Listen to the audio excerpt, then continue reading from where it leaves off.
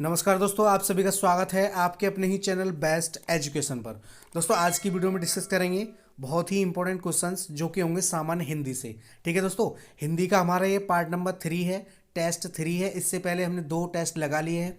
अगर आपने वो नहीं देखे हैं तो चैनल की प्ले लिस्ट में जाइए, वहाँ पर आसानी से आपको मिल जाएंगे दोस्तों। ठीक है, बहुत ही इंपॉर्टेंट क्वेश्चंस की सीरीज़ करा रहा हूँ दोस्तों, आप लोगों के लिए बहुत ही रामबाण होने वाली है आपकी परीक्षा की दृष्टि से।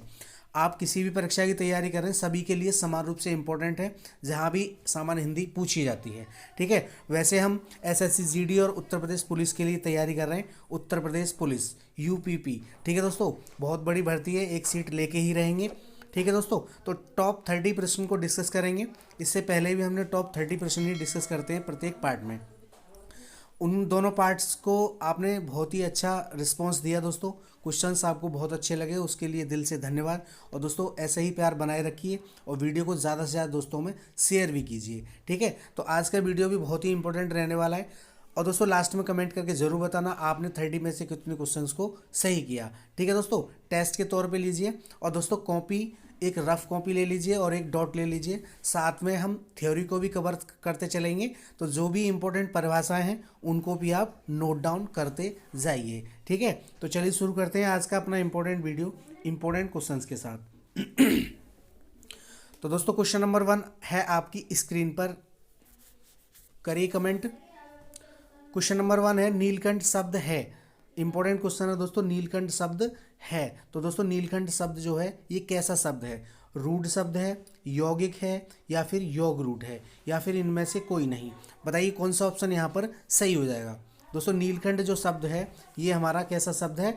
तो दोस्तों ये योग रूढ़ शब्द है। ठीक है दोस्तों, कैसा है? योग रूढ़। सी ऑप्शन आपका बिल्कुल राइट हो जाएगा। अब बात कर लेते हैं दोस्तों हम योग रूढ़ शब्द की। योग रूढ़ शब्द कौन से होते हैं? तो दोस्तों योग रूढ़ शब्द जो वे शब्द होते हैं जो 2 या 2 से अधिक शब्दांशों के जोड़ से बने हों। ठीक है दोस्तों, 2 या 2 से अधिक शब्दांशों के जोड़ से बने हों, परंतु वे अपने सामान्य अर्थ को छोड़कर विशेष अर्थ को दर्शाते हैं। जैसे हमारा दशानन हो गया, लंबोदर हो गया, पीताम्बर हो गया। ठीक है, ये हमारे कैसे होते हैं? योग रूढ़ शब्द होते हैं। ठीक है दोस्तों, एक बार परिभाषा और रिपीट कर रहा हूँ। वे शब्द जो 2 या 2 से अधिक शब्दांशों के जोड़ से बने हैं, परंतु वे अपने सामान्य अर्थ को छोड़कर विशेष अर्थ को दर्शाते हैं, वही हमारे क्या होते हैं? योग रूढ़ शब्द कहलाते हैं। जैसे हमारे दोस्तों दशानन हो गया। ठीक है दोस्तों, दशानन, 10 हैं आनंद जिसके, मतलब 10 सिर वाला रावण। ठीक है दोस्तों, लंबोदर हो गया, लंबोदर मतलब लंबा है उदर जिसका, अर्थात गणेश जी। ठीक है दोस्तों, इस प्रकार से जितने भी शब्द होंगे हमारे ये तीसरे शब्द की ओर इशारा करते हैं अपने सामान्य अर्थ को छोड़ करके, तो हमारे योग रूढ़ शब्द होते हैं। तो नीलकंठ, नीला है कंठ जिसका, अर्थात शिव भगवान के लिए बोला गया है। ठीक है, तो यहाँ पर हमारा सी ऑप्शन बिल्कुल राइट हो जाएगा। चलिए नेक्स्ट क्वेश्चन देख लेते हैं। क्वेश्चन नंबर 2 है श और दोस्तों है किस वर्ग के व्यंजन हैं? दोस्तों ये तीनों जो स और हैं ये हमारे किस वर्ग के व्यंजन हैं? तालव्य है, ऊष्म है, अंतस्थ है, या फिर ओष्ठ हैं? बताइए कौन से ऑप्शन यहाँ पर सही हो जाएगा।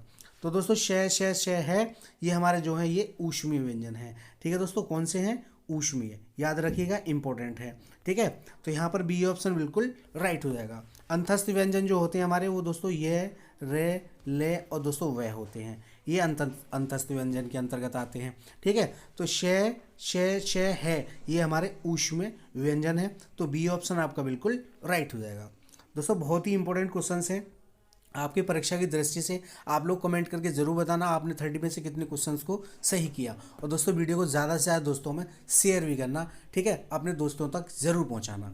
ठीक है, क्वेश्चन नंबर 3 है शुद्ध वर्तनी का चयन कीजिए।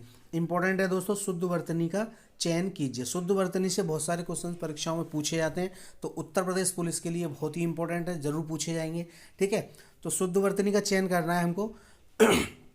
कौन सा यहाँ पर शब्द जो है सही लिखा हुआ है शुद्ध वर्तनी में? तो दोस्तों क्षेत्र, छत्र, या फिर श्वेत्र? बताइए कौन सा ऑप्शन यहाँ पर सही हो जाएगा। तो दोस्तों ए ऑप्शन जो है बिल्कुल राइट हो जाएगा, क्षेत्र। इस तरीके से ही हम क्षेत्र को लिखते हैं। ठीक है, ऐसे नहीं लिखेंगे, ना ही छत्र लिखेंगे, ना ही क्षेत्र लिखेंगे। क्षेत्र जो लिखा जाता है इस प्रकार से लिखा जाता है। तो ए ऑप्शन बिल्कुल राइट हो जाएगा। नेक्स्ट क्वेश्चन, प्रश्न नंबर 4, शुद्ध वर्तनी का चयन कीजिए। या दूसरा है, दूसरा क्वेश्चन भी हमारा शुद्ध वर्तनी से है, क्योंकि दोस्तों शुद्ध वर्तनी से बहुत सारे क्वेश्चंस पूछे जाते हैं। 1 से 2 क्वेश्चन आपको पेपर में देखने के लिए मिल जाएगा। शुद्ध वर्तनी का चयन कीजिए। प्रतिष्ठा, प्रतिष्ठा, परितिष्ठा या फिर परितिष्ठा, बताइए कौन सा ऑप्शन यहाँ पर सही हो जाएगा। प्रतिष्ठा हम किस प्रकार से सही लिखते हैं दोस्तों, शुद्ध लिखते हैं। तो हमारा दोस्तों ऑप्शन नंबर बी बिल्कुल राइट हो जाएगा, ऑप्शन नंबर बी। ठीक है दोस्तों, प्रतिष्ठा जो लिखा जाता है वो इस प्रकार से लिखते हैं हम। ठीक है, तो बी ऑप्शन बिल्कुल करेक्ट हो जाएगा। नेक्स्ट क्वेश्चन, प्रश्न नंबर 5, प्रख्यात शब्द में कौन सा उपसर्ग प्रयुक्त है। प्रख्यात में दोस्तों कौन सा उपसर्ग लगा हुआ है, बताइए कौन सा ऑप्शन यहाँ पर सही हो जाएगा। प्र, तय या प्रख या फिर आंत, बताइए कौन सा ऑप्शन करेक्ट हो जाएगा। तो दोस्तों प्रख्यात में हमारा प्र उपसर्ग है। ठीक है, तो यहाँ पर ए ऑप्शन बिल्कुल राइट हो जाएगा। ठीक है दोस्तों, ए ऑप्शन बिल्कुल राइट हो जाएगा। ठीक है, चलिए नेक्स्ट क्वेश्चन देख लेते हैं। क्वेश्चन नंबर 6 है, देश प्रेम में कौन सा समास है। देश प्रेम में कौन सा समास है। अव्ययीभाव, तत्पुरुष, द्विगु या फिर बहुव्रीहि, बताइए कौन सा ऑप्शन यहाँ पर सही हो जाएगा। क्वेश्चन नंबर 6, तो दोस्तों देश प्रेम में हमारा तत्पुरुष समास होगा। ठीक है दोस्तों, क्या होगा, तत्पुरुष समास। इंपॉर्टेंट है, बहुत ही इंपॉर्टेंट है, समास से बहुत सारे क्वेश्चन पूछे जाते हैं। तो बी ऑप्शन बिल्कुल राइट हो जाएगा। देश प्रेम में कौन सा समास है दोस्तों, तत्पुरुष समास है। दोस्तों तत्पुरुष समास में क्या होता है, इसमें संप्रदान कारक की विभक्ति के लिए का लोप हो रहा है दोस्तों, लुप्त हो रही है दोस्तों। ठीक है, देश के लिए प्रेम, ठीक है, देश के लिए प्रेम। तो यहाँ पर क्या हो रहा है, यहाँ पर दोस्तों के लिए जो कारक चिन्ह है हमारा के लिए, ठीक है, किसका है वो दोस्तों, किसका चिन्ह है, तो वो संप्रदान कारक का है। वहाँ पर यहाँ पर इसका लोप हो रहा है। ठीक है दोस्तों, तो यहाँ पर हम देश प्रेम में कौन सा समास होगा, तत्पुरुष समास होगा। ठीक है, तो बी ऑप्शन आपका बिल्कुल राइट हो जाएगा। ठीक है दोस्तों, जैसे तत्पुरुष समास और भी उदाहरण होते हैं हमारे दोस्तों, प्रयोगशाला, प्रयोगशाला, ठीक है, प्रयोग के लिए शाला, तो यहाँ पर भी हमारा के लिए कारक चिन्ह का लोप हो रहा है। गौशाला, गौ के लिए शाला, यहाँ पर भी के लिए के लोप हो रहा है ना। स्नान घर, स्नान के लिए घर, तो यहाँ पर भी हमारा के लिए जो हमारा कारक है, संप्रदान कारक का जो चिन्ह है के लिए, उसका लोप हो रहा है। ठीक है, तो बी ऑप्शन आपका बिल्कुल राइट हो जाएगा। दोस्तों कारकों की संख्या जो होती है 8 होती है, याद रखिएगा। नेक्स्ट क्वेश्चन, प्रश्न नंबर 7, गगनचुम्बी में कौन सा समास है। इंपॉर्टेंट क्वेश्चन है दोस्तों, गगनचुम्बी में कौन सा समास है। तो दोस्तों गगनचुम्बी में भी हमारा तत्पुरुष समास ही होगा। ठीक है दोस्तों, ए ऑप्शन बिल्कुल राइट हो जाएगा। इसमें दोस्तों कर्म कारक की विभक्ति को का लोप हो जा रहा है। ठीक है दोस्तों, को विभक्ति जो होती है हमारी कर्म कारक की, उसका लोप हो रहा है। गगन को चूमने वाला, गगन चुम्मी। ठीक है दोस्तों, गगन को चूमने वाला अर्थात गगन चुम्मी। तो दोस्तों इसमें कर्म कारक की विभक्ति को का लोप हो जाता है। ठीक है, तो हमारा ए ऑप्शन बिल्कुल राइट हो जाएगा। तत्पुरुष समास जो होता है वो दोस्तों हमारे सभी जितने कारक होते हैं सभी उन्हीं पर आधारित होता है। ठीक है, प्रत्येक तत्पुरुष समास में कारक चिन्ह जरूर होगा। ठीक है, तो ए ऑप्शन आपका बिल्कुल राइट हो जाएगा। इसके एग्जाम्पल हैं दोस्तों, यश प्राप्ति, ठीक है दोस्तों, चिड़ी मार, चिड़िया को मारने वाला, रथ चालक, रथ को चलाने वाला, है ना, यश प्राप्ति, यश की प्राप्ति, है ना। तो इस प्रकार से को जो कारक है हमारा, को जो कारक चिन्ह है ये इसका लोप हो जाता है। ठीक है, किसका, कर्म कारक की विभक्ति को का लोप हो जाता है। तो यहाँ पर ए ऑप्शन बिल्कुल राइट हो जाएगा। नेक्स्ट क्वेश्चन, प्रश्न नंबर 8, अर्थ के आधार पर शब्द के कितने भेद होते हैं। अर्थ के आधार पर शब्द के कितने भेद होते हैं। तो दोस्तों अर्थ के आधार पर 2 भेद होते हैं। ठीक है दोस्तों, 2 भेद होते हैं हमारे, कौन कौन से होते हैं 2 भेद, सार्थक और निरर्थक। ठीक है दोस्तों, सार्थक और निरर्थक, सार्थक और निरर्थक 2 भेद होते हैं अर्थ के आधार पर। ठीक है, सार्थक का मतलब होता है वे शब्द जिनका दोस्तों अर्थ हो, जैसे पानी हो गया, चाय हो गया, खाना हो गया, है ना। और निरर्थक का अर्थ होता है जिनका अर्थ ना हो, जैसे बानी, बाय, आना ना, जाना, आना, बाना, इस प्रकार से जिनका कोई अर्थ ना हो वो निर्थक, जिनका अर्थ हो वो सार्थक। तो अर्थ के आधार पर हमारे जो शब्दों के भेद होते हैं वो दो प्रकार के होते हैं। ए ऑप्शन बिल्कुल राइट हो जाएगा। नेक्स्ट क्वेश्चन, प्रश्न नंबर 9, निम्न में से कौन देशज शब्द है दोस्तों? देशज पूछा गया है हमसे, पवन, जल, कर्ण या फिर चप्पल। बताइए कौन सा ऑप्शन यहाँ पर सही हो जाएगा? तो दोस्तों देशज शब्द जो है हमारा ये चप्पल हो जाएगा। डी ऑप्शन बिल्कुल राइट हो जाएगा।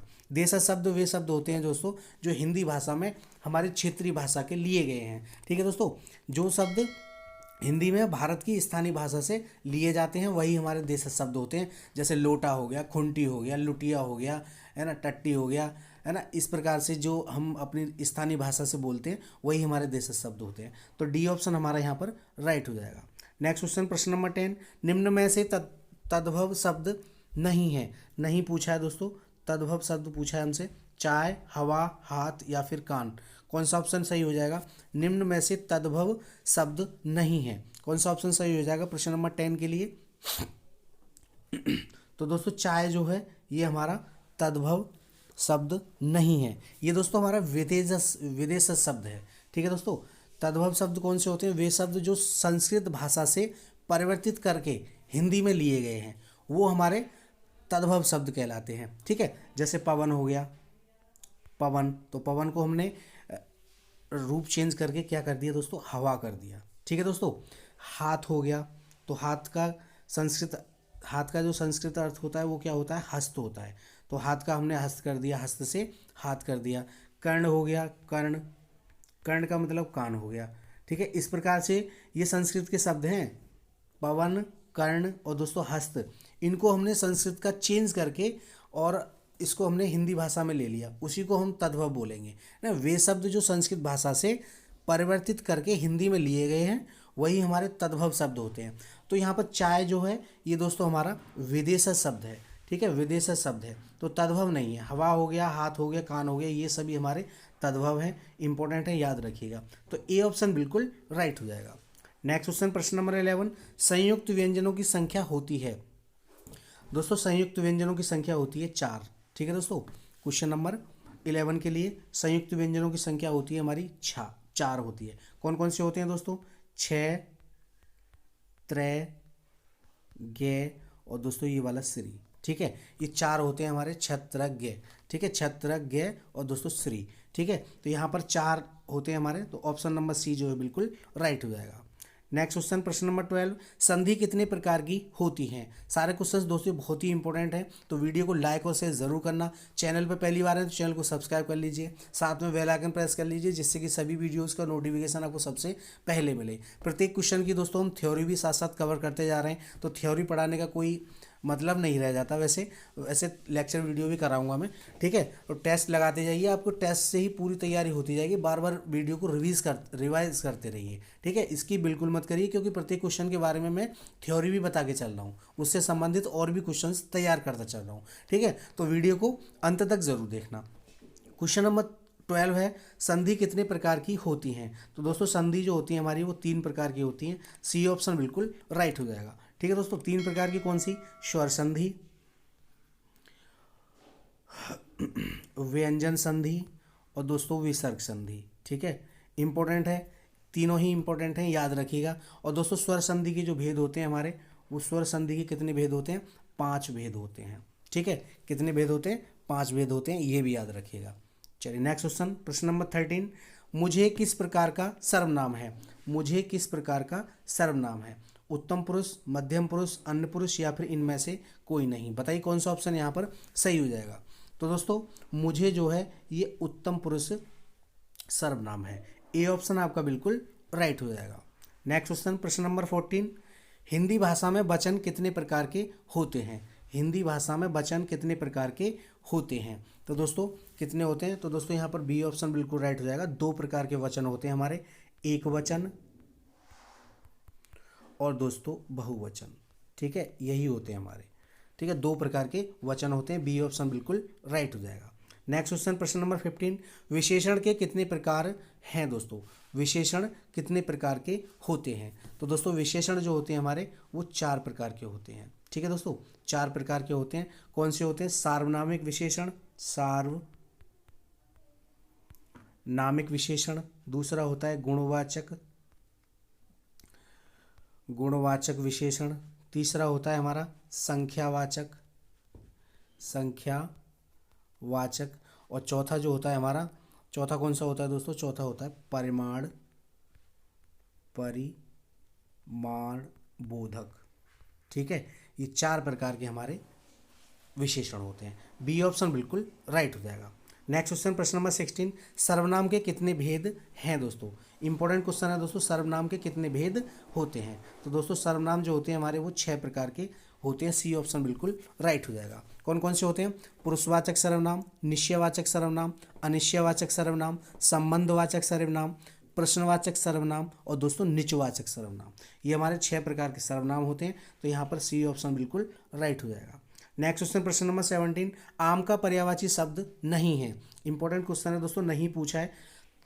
नहीं का विशेष ध्यान रखिए, क्योंकि हम क्वेश्चन को पॉजिटिव में पढ़ के नेगेटिव का आंसर नहीं लगा पाते, गलत हो जाता है उसमें। ठीक है, हम पढ़ लेते हैं आम का पर्यायवाची है तो उसी को लगा के चले जाते हैं, तो हमारा क्वेश्चन जो है गलत हो जाता है। तो एग्जाम में बहुत ही इंपॉर्टेंट है कि इस चीज़ को याद रखें आप कि नेगेटिव है या पॉजिटिव क्वेश्चन है। तो नहीं पूछा है हमसे, अमृतफल, आम्र, रसाल या फिर जनक, बताइए कौन सा ऑप्शन यहाँ पर सही हो जाएगा। आम का पर्यायवाची शब्द नहीं है, तो यहाँ पर दोस्तों हमारा कौन सा शब्द सही हो जाएगा, तो ऑप्शन नंबर डी जो है बिल्कुल राइट हो जाएगा। जनक जो शब्द है ये हमारा किसका है पर्यायवाची, तो दोस्तों ये हमारा पिता का पर्यायवाची होता है जनक। ठीक है, अमृतफल, आम्र और रसाल ये तीनों हमारे आम के पर्यायवाची हैं। तो यहाँ पर डी ऑप्शन बिल्कुल राइट हो जाएगा, क्योंकि हमसे नहीं पूछा है। नेक्स्ट क्वेश्चन, प्रश्न नंबर 18, जातिवाचक संज्ञा बताइए। लड़का, सेना, श्याम या फिर दुख, कौन सा ऑप्शन सही हो जाएगा। यहाँ पर जातिवाचक संज्ञा पूछी हमसे, तो दोस्तों लड़का जो है ये जातिवाचक संज्ञा के अंतर्गत आता है। लड़का हमारा जातिवाचक संज्ञा हो गया, ए ऑप्शन बिल्कुल राइट हो जाएगा। जातिवाचक संज्ञा क्या होती है, जो संज्ञा किसी जाति का बोध कराती है उसी को हम जातिवाचक संज्ञा कहते हैं। जैसे हमारा नदी हो गया, नदी जातिवाचक संज्ञा में आती है। पर्वत हो गया, ठीक है। लड़की हो गई, ये हमारी जातिवाचक संज्ञा में आ गई। ठीक है, अगर मैं कह दूँ गंगा, तो गंगा कैसी संज्ञा हो जाएगी, तो दोस्तों ये व्यक्तिवाचक संज्ञा हो जाएगी। ठीक है, गंगा क्योंकि एक ही है। ठीक है, और अगर मैं पूछूं नदियाँ, तो नदियाँ बहुत सारी हैं, तो हमारी जातिवाचक संज्ञा के अंतर्गत आ जाएंगी। तो ए ऑप्शन बिल्कुल राइट हो जाएगा। नेक्स्ट क्वेश्चन, प्रश्न नंबर 19, आलोक का विलोम शब्द है। आलोक का विलोम शब्द क्या है दोस्तों, अद्भुत, अज्ञात, अंधकार या फिर रात्रि, कौन सा ऑप्शन सही हो जाएगा। दोस्तों विलोम शब्द, प्रत्येक चैप्टर से आपको 1 क्वेश्चन 2 क्वेश्चन देखने को मिलेंगे हर एक वीडियो में। सभी चैप्टर्स का करेक्शन करा रहा हूँ मैं, बहुत ही इंपॉर्टेंट है। आपके सभी चैप्टर कंप्लीट होते जाएंगे, इस बात की गारंटी मेरे ऊपर छोड़ दो आप। आलोक का विलोम शब्द है दोस्तों क्वेश्चन नंबर 19। तो दोस्तों आलोक का जो विलोम शब्द होता है वो अंधकार होता है, अंधेरा, अंधकार। सी ऑप्शन बिल्कुल राइट हो जाएगा। नेक्स्ट क्वेश्चन, प्रश्न नंबर 20, जो कहा ना जा सके, वाक्य के लिए हमें एक शब्द चुनना है दोस्तों, ये आपका सब्जेक्ट भी है। जो कहा ना जा सके, अकथनीय, अक्षमय, अजर या फिर अगमय, बताइए कौन सा ऑप्शन सही हो जाएगा। जो कहा ना जा सके, तो दोस्तों इसके लिए एक शब्द हो जाएगा हमारा अकथनीय। अकथनीय इंपॉर्टेंट है, याद रखिए दोस्तों, वाक्य के लिए एक शब्द चुनना, ये पूछा जाएगा। ए ऑप्शन बिल्कुल राइट हो जाएगा। नेक्स्ट क्वेश्चन, प्रश्न नंबर 21, हिंदी में शब्दों का लिंग निर्धारण किसके आधार पर होता है। इंपॉर्टेंट क्वेश्चन है दोस्तों, सारे क्वेश्चन धमाकेदार हैं। हिंदी में शब्दों का लिंग निर्धारण किसके आधार पर होता है, संज्ञा, सर्वनाम, अव्यय या फिर प्रत्यय, किसके आधार पर होता है हिंदी में लिंग निर्धारण। तो दोस्तों यहाँ पर हमारा ऑप्शन नंबर डी जो है बिल्कुल राइट हो जाएगा, प्रत्यय के आधार पर। ठीक है, हिंदी में लिंग निर्धारण प्रत्यय के आधार पर होता है, डी ऑप्शन बिल्कुल राइट हो जाएगा। दोस्तों सभी दोस्तों में समान रूप से शेयर कर दीजिए, सभी बहनें सभी बहनों के लिए शेयर कर दीजिए, जितने भी फ्रेंड हैं आपके सभी में दबा के शेयर कीजिए वीडियो को। निम्नलिखित में भाववाचक संज्ञा कौन सी है। इंपॉर्टेंट क्वेश्चन है, निम्नलिखित में भाववाचक संज्ञा कौन सी है, शत्रुता, वीर, मनुष्य या फिर गुरु, बताइए कौन सा ऑप्शन यहाँ पर सही हो जाएगा। क्वेश्चन नंबर 22, तो दोस्तों भाववाचक संज्ञा जो है हमारी शत्रुता हो जाएगी। ठीक है, शत्रुता जो है इसमें भाववाचक संज्ञा है, ए ऑप्शन बिल्कुल राइट हो जाएगा। भाववाचक संज्ञा किसी भाव, गुण, दशा आदि का ज्ञान कराने वाले शब्द ही हमारे भाववाचक संज्ञा कहलाते हैं। ठीक है, तो हमारा ए ऑप्शन बिल्कुल राइट हो जाएगा। नेक्स्ट क्वेश्चन, प्रश्न नंबर 23, अर्थ के आधार पर संज्ञा के कितने भेद होते हैं। इंपॉर्टेंट है दोस्तों, अर्थ के आधार पर संज्ञा के कितने भेद होते हैं। तो दोस्तों अर्थ के आधार पर हमारी संज्ञा जो होती है वो 5 प्रकार की होती है। ठीक है, 5 भेद होते हैं, तो सी ऑप्शन बिल्कुल राइट हो जाएगा। 5 भेद कौन कौन से होते हैं दोस्तों हमारे? व्यक्तिवाचक संज्ञा, जातिवाचक संज्ञा, द्रव्यवाचक संज्ञा, समूहवाचक संज्ञा और दोस्तों भाववाचक संज्ञा। ये 5 प्रकार की संज्ञा होती हैं अर्थ के आधार पर। ठीक है, अगर हमसे पूछे कि व्युत्पत्ति के आधार पर, दोस्तों बहुत ही इंपॉर्टेंट है, अगर हमसे पूछे व्युत्पत्ति के आधार पर, तो व्युत्पत्ति के आधार पर संज्ञा जो होती है वो 3 प्रकार की होती है। ठीक है दोस्तों, 3 प्रकार की, रूढ़, यौगिक और दोस्तों योग रूढ़। ठीक है, 3 प्रकार की होती है, लेकिन व्युत्पत्ति के आधार पर हमसे कभी पूछी नहीं जाती। ज़्यादातर हमें अर्थ के आधार पर ही यहीं से क्वेश्चन बनते हैं, इसी में से पूछी जाती है, जो 5 प्रकार की हमारी संज्ञाएं होती हैं। ठीक है, व्यक्तिवाचक, जातिवाचक, द्रव्यवाचक, समूहवाचक और भाववाचक, यहीं से ज़्यादातर क्वेश्चन हमसे पूछे जाते हैं। तो हमारा ऑप्शन नंबर सी बिल्कुल राइट हो जाएगा। 5 भेद होते हैं संज्ञा के। नेक्स्ट क्वेश्चन, प्रश्न नंबर 24, इनमें अनिश्चय सर्वनाम कौन सा है? इनमें अनिश्चयवाचक सर्वनाम कौन सा है? कौन, जो, कोई या फिर वह? बताइए कौन सा ऑप्शन सही हो जाएगा? अनिश्चयवाचक सर्वनाम पूछा है हमसे, तो दोस्तों हमारा ऑप्शन नंबर सी बिल्कुल राइट हो जाएगा। कोई। कोई जो है ये हमारा अनिश्चयवाचक सर्वनाम है, निश्चय नहीं है कि कौन है दोस्तों, हमें नहीं पता कि कौन है। ठीक है, अनिश्चयवाचक सर्वनाम है। ठीक है दोस्तों, जिन सर्वनामों से किसी निश्चित वस्तु का बोध नहीं होता उन्हीं को हम अनिश्चयवाचक सर्वनाम कहते हैं दोस्तों। ठीक है, परिभाषा अनिश्चयवाचक की, जिन सर्वनामों से किसी निश्चित वस्तु का बोध नहीं होता उन्हीं को हम अनिश्चयवाचक सर्वनाम कहते हैं। सर्वनाम आपको मैंने बता ही दिया 6 प्रकार के होते हैं, तो सी ऑप्शन बिल्कुल राइट हो जाएगा। नेक्स्ट क्वेश्चन, प्रश्न नंबर 25, यह घोड़ा अच्छा है, इस वाक्य में यह क्या है? यह घोड़ा अच्छा है, इस वाक्य में दोस्तों यह पूछा है, यह क्या है? ठीक है दोस्तों, संज्ञा है, सर्वनाम है, विशेषण है या फिर सार्वनामिक विशेषण है? बताइए कौन सा ऑप्शन सही हो जाएगा? तो दोस्तों इस वाक्य में यह जो है ये सार्वनामिक विशेषण है। डी ऑप्शन आपका बिल्कुल राइट हो जाएगा। सार्वनामिक विशेषण विशेषण के रूप में प्रयुक्त होने वाले सर्वनाम को ही हम सार्वनामिक विशेषण कहते हैं दोस्तों। ठीक है, विशेषण हमारे 4 प्रकार के होते हैं, सार्वनामिक, गुणवाचक, संख्यावाचक और परिमाण बोधक। ये 4 प्रकार के हमारे विशेषण होते हैं। तो यहाँ पर हमारा ऑप्शन नंबर डी बिल्कुल राइट हो जाएगा, सार्वनामिक विशेषण। नेक्स्ट क्वेश्चन, प्रश्न नंबर 26, अक्ल का दुश्मन का अर्थ है दोस्तों, मुहावरा है दोस्तों ये, अक्ल का दुश्मन क्या हो जाएगा इसका? मित्र, शत्रु, महापंडित या फिर महामूर्ख? कौन सा ऑप्शन सही हो जाएगा? तो दोस्तों क्वेश्चन नंबर 36 के लिए ऑप्शन नंबर डी जो है बिल्कुल राइट हो जाएगा, महामूर्ख। अक्ल का दुश्मन महामूर्ख, डी ऑप्शन बिल्कुल करेक्ट हो जाएगा। नेक्स्ट क्वेश्चन, प्रश्न नंबर 27, दोस्तों रिक्त स्थान पूर्ति करने के लिए जरूर आएगा, वाक्य पूर्ति करने के लिए। क्वेश्चन नंबर 27 उसी पर आधारित है। अंधों में खाली जगह राजा, क्या होगा दोस्तों इसका कौन सा ऑप्शन सही हो जाएगा? इस खाली जगह में क्या आएगा? अंधों में खाली जगह राजा, लंगड़ा, लूला, काना या फिर पहलवान? बताइए खाली जगह में क्या आएगा? वाक्य पूर्ति करने के लिए आएगा, ये आपका सब्जेक्ट है, सुन लो एसएससी जीडी और उत्तर प्रदेश वालों, पुलिस वालों। ठीक है दोस्तों, तो अंधों में क्या आएगा दोस्तों? इसमें काना आ जाएगा, अंधों में काना राजा। सी ऑप्शन बिल्कुल राइट हो जाएगा, अंधों में काना राजा, तो सी ऑप्शन बिल्कुल करेक्ट हो जाएगा, काना आएगा खाली स्थान में। ठीक है, चलिए नेक्स्ट क्वेश्चन, प्रश्न नंबर 28, घर का भेदी खाली जगह ढाई, खाली जगह में क्या आएगा? बावरी, लंका, अयोध्या या फिर कहर? बताइए कौन सा ऑप्शन सही हो जाएगा? तो दोस्तों घर का भेदी, लंका, ढाई। ठीक है दोस्तों, तो इसमें क्या आ जाएगा? लंका आ जाएगा।